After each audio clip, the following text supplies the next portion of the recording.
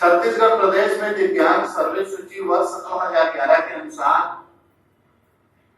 6,24,937 दिव्यांगों की गणना की गई थी, जो कि वर्ष 2020 में बढ़कर लगभग 9.5 लाख तक पहुंच गई है। भारत सरकार के अधीन भारतीय पुनर्वास परिषद नई दिल्ली से पंजीकृत विशेष शिक्षकों के माध्यम से दिव्यांग बच्चों को शिक्षा एवं पुनर्वास देने का प्रावधान है। वर्तमान में राज्य के 150 विकास खंडों में मात्र 122 विशेष शिक्षा कार्यरत हैं। नई शिक्षा नीति केंद्रीय माध्यमिक शिक्षा मंडल एवं राज्य माध्यमिक शिक्षा मंडल इत्यादि सभी ने समावेशी शिक्षा को प्राथमिकता दी है, किंतु दिव्यांगों के उचित शिक्षा एवं पुनर्वास हेतु अब तक कोई ठोस कदम नहीं उठाया गया। दिव्यांगों की उचित शिक्षा एवं आत्मनिर्भर जीवन हेतु विशेष शिक्षक भर्ती नहीं होने के कारण दिव्यांगों को उचित शिक्षा नहीं मिल पा रही है, जिसके कारण समस्त दिव्यांगों एवं विशेष शिक्षकों में शासन प्रशासन के प्रति रोष एवं आक्रोश व्यक्त है।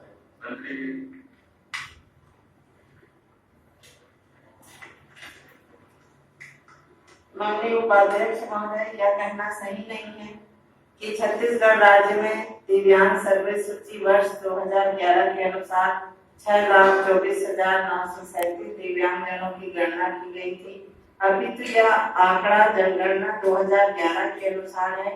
यह कहना भी सही नहीं है कि वर्ष 2020 में बढ़कर लगभग 9,50,000 तक पहुंच गई है।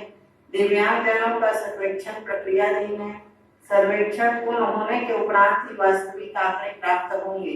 यह कहना सही नहीं है कि इनकी शिक्षा एवं पुनर्वास हेतु भारत सरकार के अधीन भारतीय पुनर्वास परिषद नई दिल्ली से पंजीकृत विशेष शिक्षकों के माध्यम से दिव्यांग बच्चों के शिक्षा एवं पुनर्वास देने का प्रावधान है। वरन दिव्यांगजनों के प्रशिक्षण हेतु प्रशिक्षित विशेष शिक्षकों के लिए भारतीय पुनर्वास परिषद अधिनियम 1992 के तहत पंजीयन किया जाना है। यह कहना भी सही नहीं है कि वर्तमान में राज्य के 150 विकास खंडों में मात्र 162 विशेष शिक्षक कार्यरत हैं। अभी तो समाज कल्याण विभाग अंतर्गत संचालित शासकीय विशेष विद्यालयों संस्थाओं में 50 विशेष शिक्षक तथा अशासकीय संस्थाओं में 192 कुल 242 विशेष शिक्षक हैं। इसके अतिरिक्त राजीव गांधी शिक्षा मिशन अंतर्गत 146 विकास खंड एवं 4 नगरीय क्षेत्रों में कुल 162 विशेष शिक्षक के रूप में विकास खंड स्रोत व्यक्ति कार्यरत हैं। इस प्रकार 404 प्रशिक्षित विशेष शिक्षक कार्यरत हैं। यह कहना सही नहीं है कि नई शिक्षा नीति के तहत केंद्रीय माध्यमिक शिक्षा मंडल एवं राज्य माध्यमिक शिक्षा मंडल इत्यादि सभी ने समावेशी शिक्षा को प्राथमिकता दी है, किंतु यह कहना सही नहीं है कि दिव्यांगजनों की उचित शिक्षा एवं पुनर्वास हेतु अब तक कोई ठोस कदम नहीं उठाया गया है। अभी तो उपरोक्त 404 प्रशिक्षित विशेष शिक्षक के अतिरिक्त समाज कल्याण विभाग के 597 समर्पित अधिकारी कर्मचारी इनके शिक्षा एवं पुनर्वास हेतु सक्रिय हैं। परिणाम स्वरूप दिव्यांगता के क्षेत्र में उत्कृष्ट कार्य करने हेतु राज्य को 4 राष्ट्रीय पुरस्कार प्राप्त हुए हैं। इस प्रकार यह कहना सही नहीं है कि दिव्यांगों के उचित शिक्षा एवं आत्मनिर्भर जीवन हेतु विशेष शिक्षक भर्ती नहीं होने के कारण दिव्यांगों को उचित शिक्षा नहीं मिल पा रही है।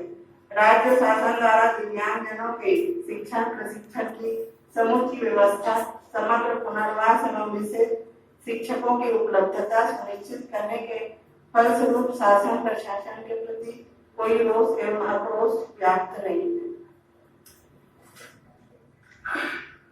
माननीय उपाध्यक्ष महोदय,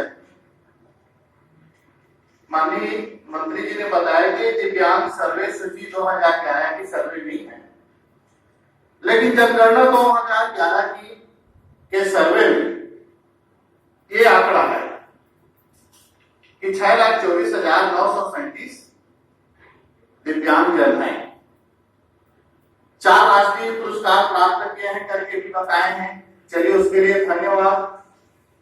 दिव्यांगजनों के लिए आपके बहुत सारे योजना भी है, कीर्तिमान सामर्थ्य विकास, दिव्यांगजन विवाह प्रोत्साहन, इंदिरा गांधी राष्ट्रीय दिव्यांगजन पेंशन, सामाजिक सुरक्षा पेंशन, दिव्यांगजन छात्रवृत्ति, दिव्यांगजनों का शिक्षण प्रशिक्षण, स्वरोजगार हेतु ऋण, दिव्यांगजन सिविल सेवा प्रोत्साहन, दिव्यांगजन शिक्षा प्रोत्साहन और दिव्यांग छात्र गृह एवं धरना आश्रय गृह योजना, ये तमाम योजना दिव्यांगजनों के लिए है।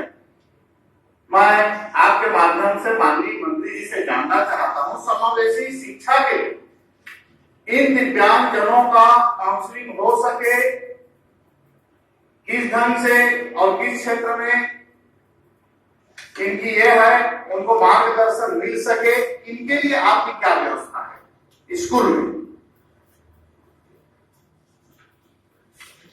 हमारे यहाँ इसके लिए दिव्यांगजनों के लिए बिलासपुर में एक आश्रय दत्त कर्मशाला है। वहाँ हम लोगों ने इन सभी लोगों की ट्रेनिंग की व्यवस्था भी करते हैं और आपके कौशल उन्नयन के माध्यम से भी दिव्यांगजनों को हम लोगों ने ऐसा उचित व्यवस्था उनका करते हैं, ट्रेनिंग देते। नहीं, बिलासपुर में आपका है सामान्य स्कूल में, शासकीय प्राइमरी स्कूल पे, मिडिल स्कूल पे इन दिव्यांगजनों को पढ़ने का अधिकार है या नहीं है? समावेशी शिक्षा में इनको अधिकार है, तो वहां की क्या व्यवस्था है? समावेशी शिक्षा में उनकी व्यवस्था है, इसीलिए तो प्रशिक्षित हमारे यहाँ आपके माला में भी है, वहाँ भी व्यवस्था है और स्कूलों में भी है। राजीव गांधी शिक्षा मिशन के तहत उन्हें वहाँ पे शिक्षक वहाँ उपलब्ध है स्कूलों में भी।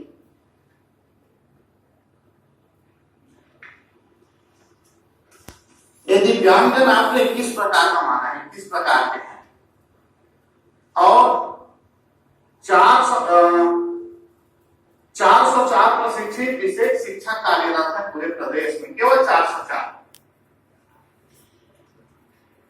तो क्या आपको नहीं लगता है कि इनको सुविधा देने के लिए ये कम है?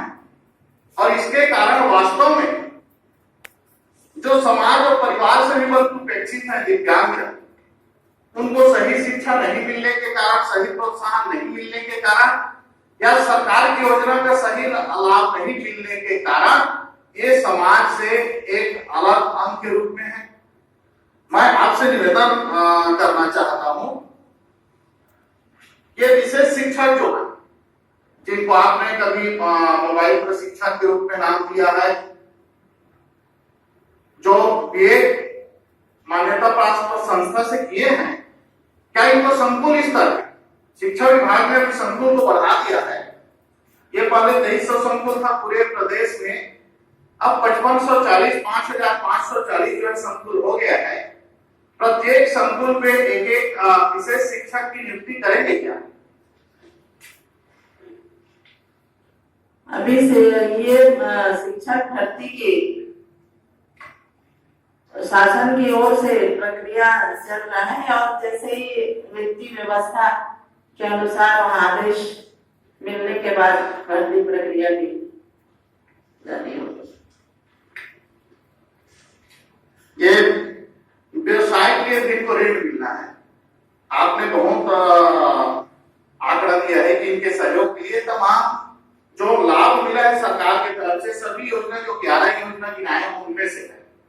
स्वरोजगार के लिए ऐसे कितने दिव्यांग को विगत एक साल में या इस वर्ष बैंक से जो है ऋण उपलब्ध कराया गया है स्वरोजगार के लिए?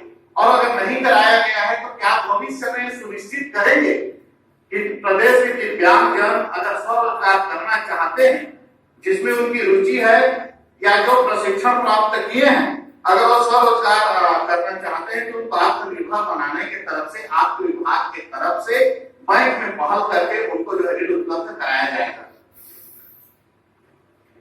दिव्यांगजनों को स्वरोजगार उपलब्ध कराने के लिए विभाग की तरफ से उन्हें लोन भी दिया जाता है, परंतु अभी साल भर से कुछ वसूली ना होने के कारण अभी ये कोरोना काल में भी इस तरह का भी इस साल नहीं दे पाए, नहीं तो हमारे विभाग की तरफ से उन्हें दिया जाता है। और जो और शासकीय संस्थाओं में या अन्य जगहों में उन्हें आरक्षण भी 7% हमारे विभाग के माध्यम से दिया गया है। माननीय उपाध्यक्ष महोदय, अंतिम प्रश्न। यही कोरोना काल उनके लिए सबसे ज्यादा कष्टप्रद था।